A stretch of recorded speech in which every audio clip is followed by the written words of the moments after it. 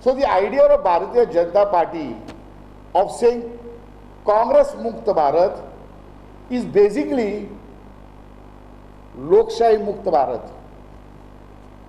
It is the Congress party that kept democracy and has cherished democracy for all these years if it is existing. The present government in its various actions, demonetization maybe,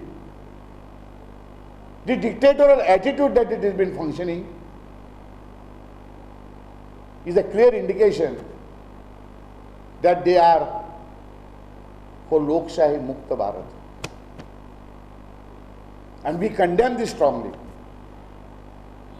I would like to caution the governor, our present governor, not to create hurdles and problems to swear in a secular government which is voted in power or which is voted to power, which will be revealed on the 11th of March.